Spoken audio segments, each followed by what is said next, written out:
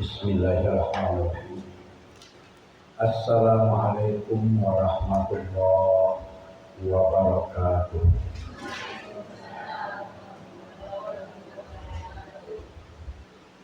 Alhamdulillahilladzi anzala alaikal kitaba tibyanan likulli syai'. Asyhadu an la ilaha illallah wahdahu la syarika lah. Wa asyhadu anna Muhammadan abduhu wa rasuluh. Allahumma shalli ala Muhammad wa ala ali Muhammad. Bapak-bapak, ibu-ibu, para jemaah yang dirahmati Allah, malam ini kita lanjutkan pengajian tafsir Al-Quran. Akan kita mulai dari surat Ali Imran ayat 42. Masih membicarakan keluarga Imran. Ali Imran, keluarga Imran. A'udzu billahi minasy syaithanir rajim. Bismillahirrahmanirrahim.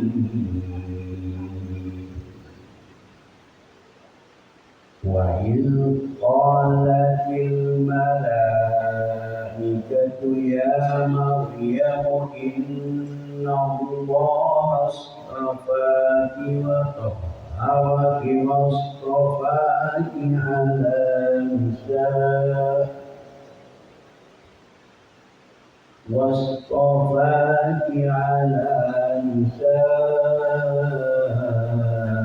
alamin.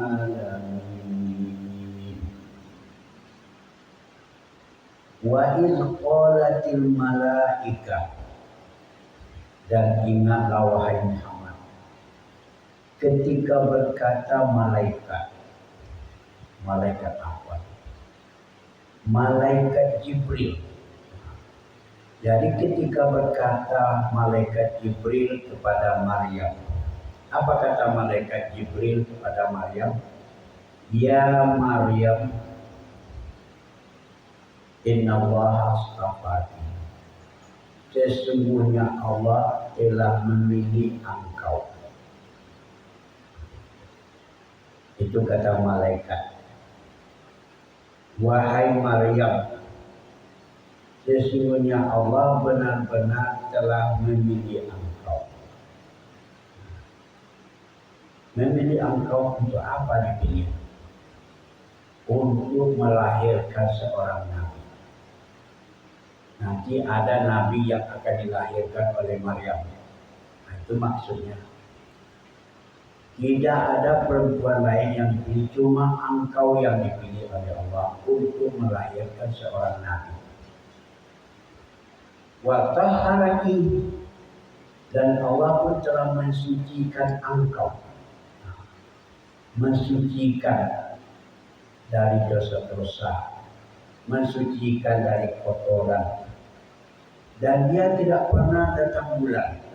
Inilah satu-satunya manusia perempuan yang tak pernah datang bulan.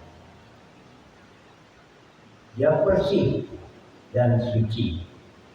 Jadi tidak sekedar bersih tapi suci. Kalau bersih dari kotoran, dari najis. Kalau suci dari hadas. Itu bedanya bersih dengan suci. Engkau telah disucikan oleh Allah. Wastafaki, dan engkau pun telah dipilih oleh Allah ala nisa'il alamin, di antara perempuan-perempuan di dunia di masa itu. Betapa banyaknya perempuan di masa Maryam itu, tapi Maryam yang dipilih oleh Allah. Maryam seorang perempuan yang menjadi pilihan Allah.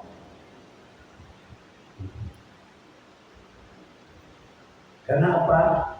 Kenapa dia dipilih oleh Allah? Karena ketaatannya, karena kezuhudannya, karena keikhlasannya kepada Allah dalam ibadah, maka dipilihlah dia menjadi termasuk perempuan pilihan. Ada sebuah hadis menjelaskan di dunia ini, kata Rasulullah, ada 4 orang perempuan sebagai perempuan pilihan yang nyatakan sebagai pilihan oleh Allah.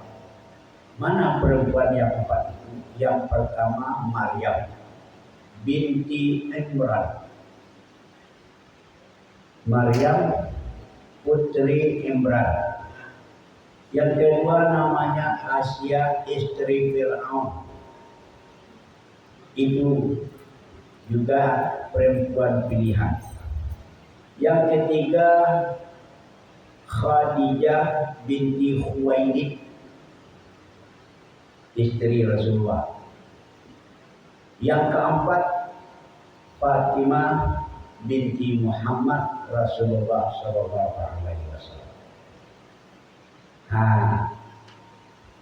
Wanita-wanita yang 4 ini ditetapkan sebagai wanita pilihan Allah di dunia.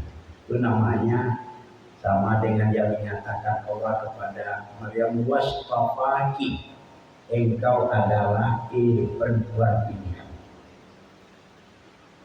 Bahkan dalam satu tafsir saya baca, Imam Al-Qurtubi dan kaum yang lain yang masyhur, yang terkenal sebagai ahli tafsir, mengatakan Maryam itu seorang nabi.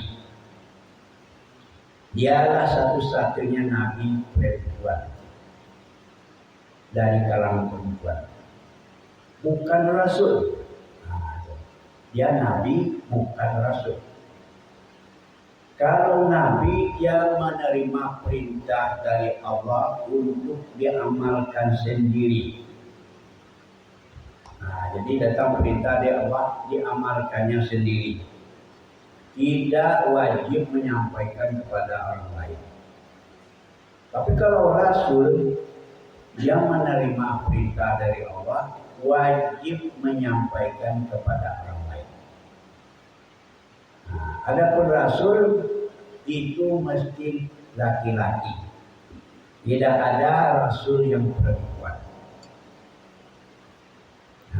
Inilah kenapa Maryam ini dikatakan sebagai nabi, karena malaikat datang kepadanya menyampaikan wahyu, seperti ayat yang kita tafsirkan ini, wa iz qalatil malaikatu ya Maryam.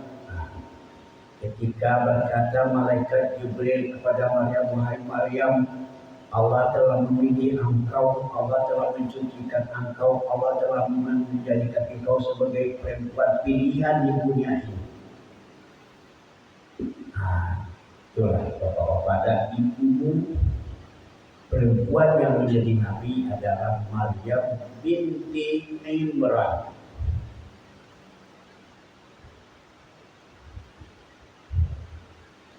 Kemudian apalagi kata malaikat Jibril kepada Maryam, ya Maryam qanuti li rabbiki wasjudi warka'i ma'ar raki'in.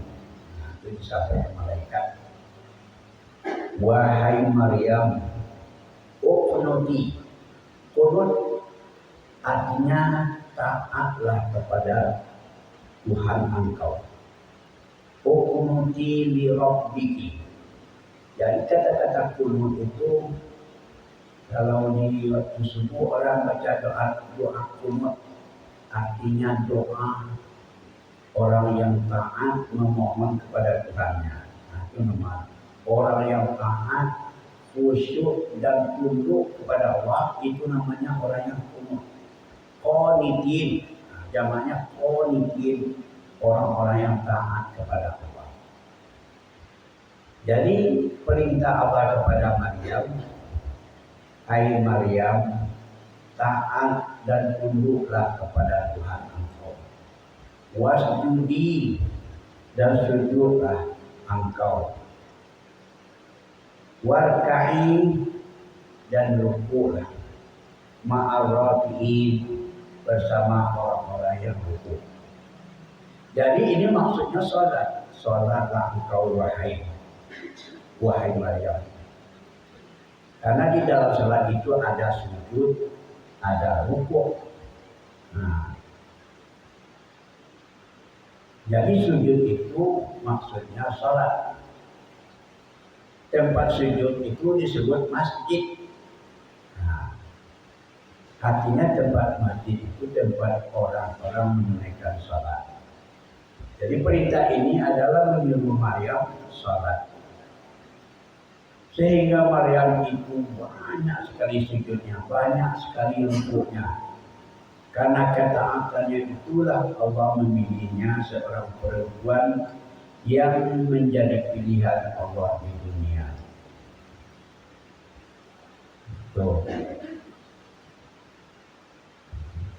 Zalika min amba'il ghaibi. Yang demikian itu yang mana maksudnya mulai dari cerita Zakaria, kemudian Imran, kemudian ceritakan tentang Maryam.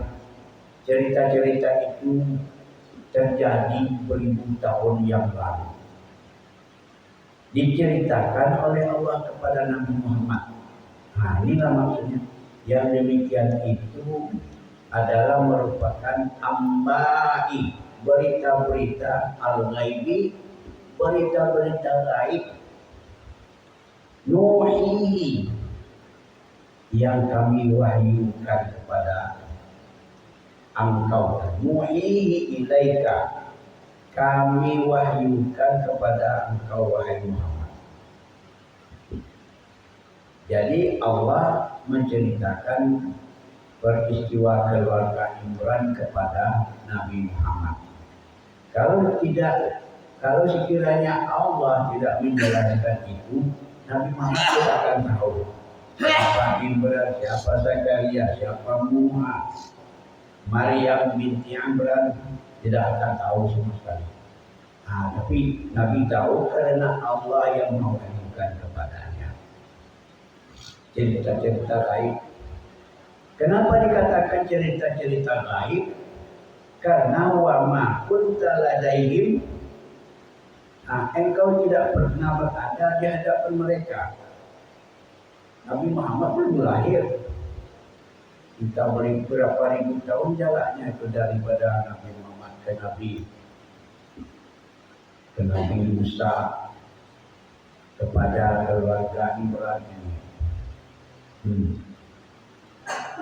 Sudah lama.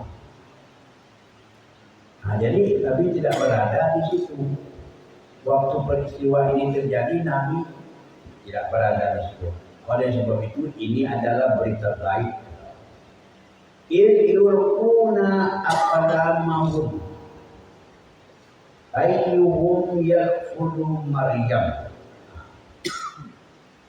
Yaitu ketika mereka menjatuhkan, yulquna, menjatuhkan atau melemparkan, aqlamahum, anak-anak panah, dilemparkan ke dalam air. Apa gunanya? Ayyuhum yakfulu Maryam, siapa di antara kamu yang berhak memelihara Maryam. Jadi kelebihannya Maryam ini seorang anak yang lahir tanpa bapak. Itu banyak orang yang ingin memelihara. Rebutan orang ini. Ini ingin memelihara, ini ingin juga memelihara. Lalu kata Zakaria, saya juga berhak memelihara. Jadi dibuatlah keputusan supaya adil. Dibuat undian. Undian itu semacam anak panah. Anak panah itu, masing-masing anak panah itu ditulis nama. Kalau Zakaria ditulis nama Zakaria, dan yang lain semua menulis yang ingin memelihara Maryam tulis nama di anak panah. Kemudian diperintahkan melemparkan ke dalam air. Setelah dilemparkan, nanti kalau ada anak panahnya yang merampung ke atas ke permukaan, itulah yang berhak memelihara Maryam. Banyaklah orang yang melemparkan anak panah dengan menulis nama. Hanya satu yang merampung, yang bernama Zakaria. Nah, jadi undian ini bukan undian berhadiah ya. Ini undian yang memang macam itulah untuk menentukan siapa yang berhak untuk memelihara, bertanggung jawab. Nah, maka jatuhlah pilihan kepada Zakaria untuk memelihara Maryam, menjaga Maryam baik-baik, mendidiknya. Nah, itu maksudnya. Wa ma kunta ladaihim idh yahtasimun.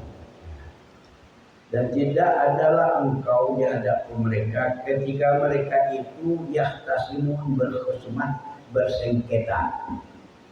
Nah, ketika rebutan ingin memelihara Maryam itu terjadi sengketa. Sengketanya ya ingin merasa berhak.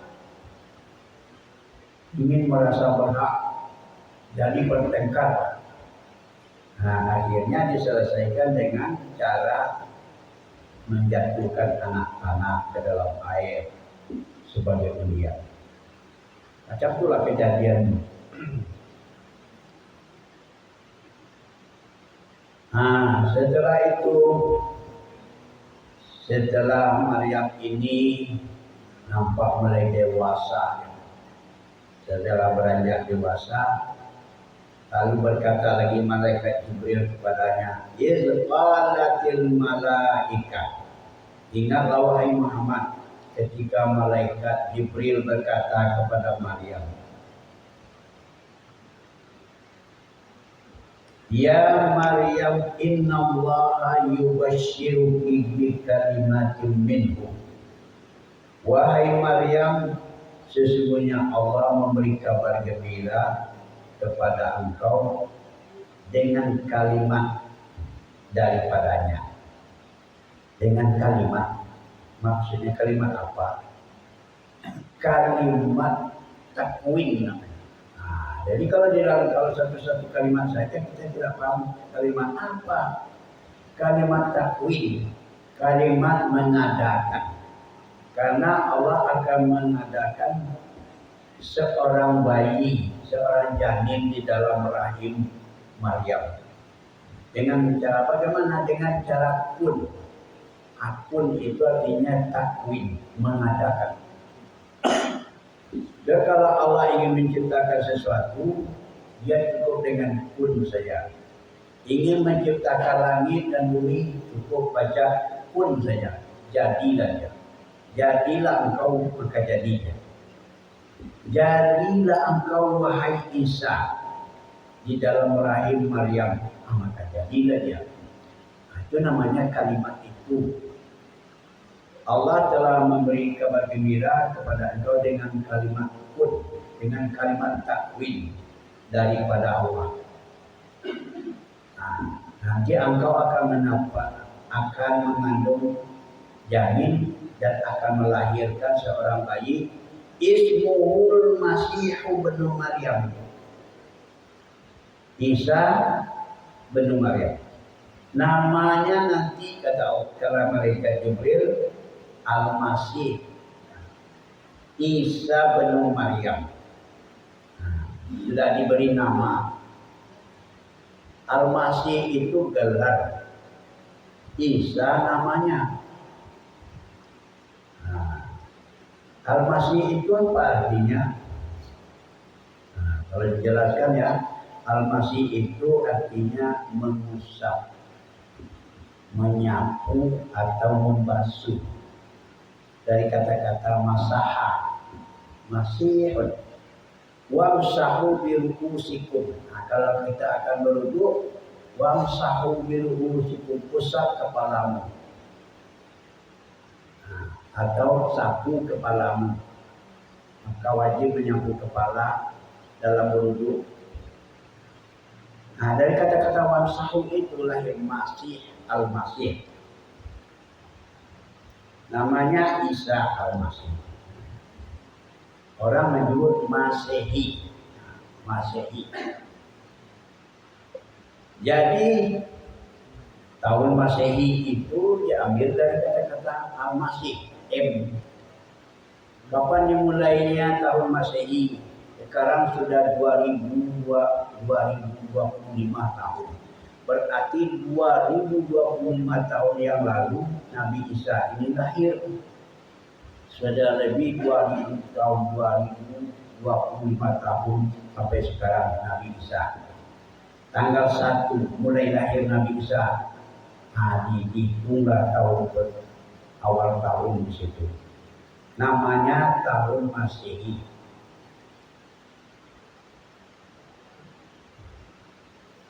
Yang namanya Isa bin Maryam.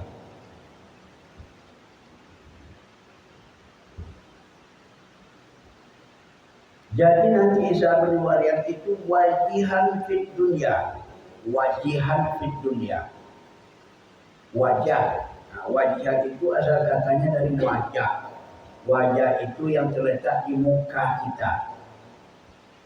Yang terletak di muka kita ini namanya wajah. Jadi nanti si Isa anak Maryam itu akan menjadi orang terkemuka di dunia. Itu maksudnya wajihan. Isa itu akan menjadi orang yang terkemuka di dunia, menjadi nabi, menjadi rasul, menjadi pemimpin. Dia terkemuka di dunia. Wajihan. Wal akhirah, dan di akhirat nanti dia akan bisa memberi syafaat dengan izin Allah. Itu nanti keistimewaan Isa ini. Di dunia akan terkemuka, di akhirat akan bisa memberikan syafaat. Wa minal muqarrabin, dan dia termasuk orang-orang yang didekatkan kepada Allah. Muqarrabin. Inilah yang akan dilahirkan oleh Maryam, seorang perempuan pilihan Allah, akan melahirkan seorang nabi yang namanya Al-Masih Isa bin Maryam. Itulah keterangan ringkas daripada ayat ini. Mudah-mudahan bisa kita pahami. Kita ulangi lagi terjemahnya. Bismillahirrahmanirrahim, dengan nama Allah Maha Pengasih, Maha Penyayang. Wa idh qalatil malaikatu ya Maryam innallaha astafaki wa tahharaki wa astafaki ala nisa'il alamin. Dan ingatlah ketika berkata malaikat Jibril, wahai Maryam, sesungguhnya Allah telah memilih engkau dan telah mensucikan engkau serta menjadikan engkau wanita pilihan di antara wanita di dunia ini. Ya Maryam kunuti rabbiki wasjudi warka'i ma'awakihin. Wahai Maryam, taatlah kepada Tuhan engkau, sujudlah, rukuklah bersama orang-orang yang rukuk. Dzalika min amba'il ghaibi nuhihi ilaik. Yang demikian itu merupakan berita-berita gaib yang aku wahyukan kepada engkau, wahai Muhammad. Wa ma kunta ladaihim idh yulquna aqlamahum ayyuhum yakfulu Maryam. Dan engkau tidak berada di hadapan mereka ketika mereka melemparkan anak panah ke dalam air untuk memilih mana di antara mereka yang berhak memelihara Maryam. Wa ma kunta ladaihim yahtasimun. Dan engkau juga tidak berada di tengah-tengah mereka ketika mereka itu bertengkar. Idh qalatil malaikatu ya Maryam. Ingatlah ketika berkata malaikat Jibril, wahai Maryam, Inna Allah yubasyyiruki bi kalimatin minhu. Sesungguhnya Allah memberi kabar gembira kepada engkau dengan kalimat takwin daripadanya. Ismuhul Masih Isa bin Maryam. Namanya adalah Al-Masih Isa putra Maryam. Wajihan fid dunya wal akhirati wa minal muqarrabin. Dia akan menjadi orang terkemuka di dunia dan di akhirat akan memberi syafaat, dan dia termasuk orang-orang yang didekatkan kepada Allah Subhanahu wa taala. Nah,